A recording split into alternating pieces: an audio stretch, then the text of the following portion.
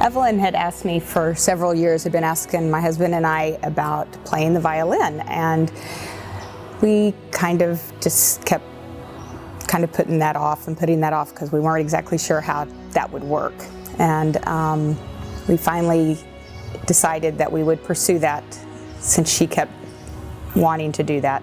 And we contacted a colleague of ours whose kids had all played violin. She knew somebody immediately, a violin teacher that they had used who had also taught somebody who only had one hand back in the past. She sent back a follow-up email saying, well, hey, what about if we get a OT student at OU to see if they would want to take Eveline on as a project to make her a prosthesis to be able to play. They wanted to get her started with violin lessons, but she actually had a transradial amputation, meaning she only had about that much of her arm left after an accident that she sustained when she was younger. And as we know, playing the violin is a little bit difficult with just one arm. And they came to us asking if we could help them find a way to, make a device that could hold the violin bow while she's playing.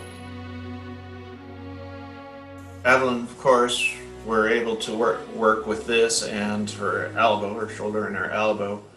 And then from there on, we're trying to figure out these different hinges in our arm.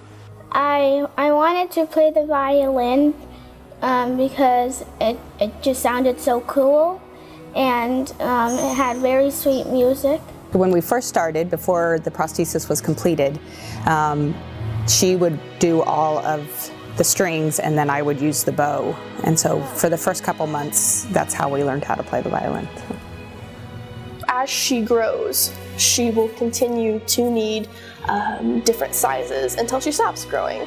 And the 3D printer, because of the time and the financial components of that, was the best fit for her. And then I set out to work trying to figure out how I was going to make this happen, because I didn't know how to design anything on a 3D printer. But I found out that there were open source websites where people already have designs in place. And so I looked up that, typed in assistive technology, violin, and then I found this device that was already created on Thingiverse. When Ashley was devising it, we tried all kinds of different things. We met with her several different times where she tried all these different ideas, and she'd come up with something else before she finally found this last model that has worked really well.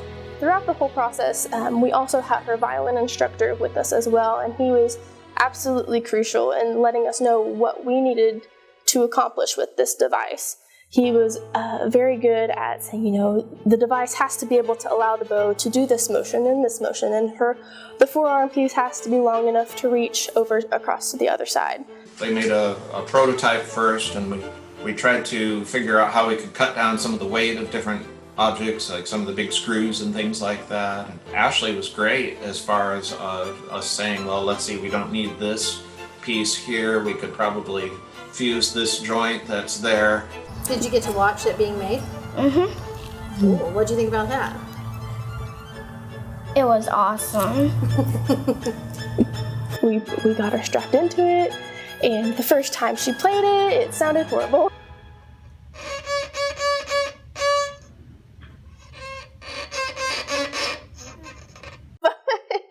But that's how it always sounds the first time you play the violin. But you just saw her face light up, and you just knew, I was like, okay, this might be something here.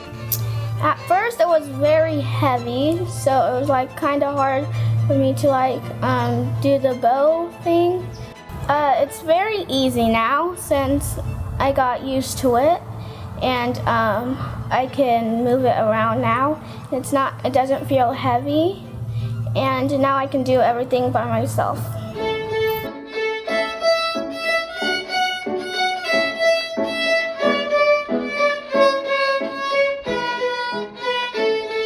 Everything has just been going right on schedule. In fact, I don't like to compare other students, but obviously in this situation, Eveline is right there with everybody else. I don't ever even think anything about her being different in any way, shape, or form. We had a winter concert. It was a group concert where we played all together, and that was back in December.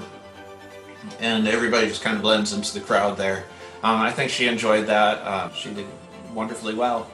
And I think everybody is just super amazed at her and loves her to death of how wonderful a person she is. Ashley did. She came to the Christmas. Do you remember the Christmas recital? And Ashley came. Yep. So that was fun for her to get to see her play.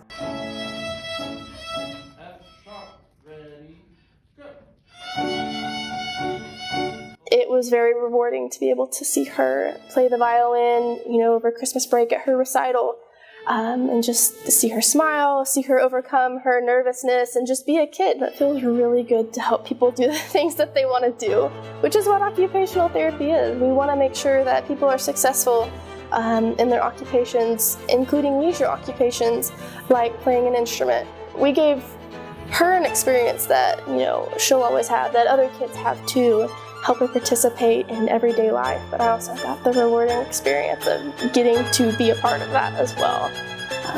It was very, very good.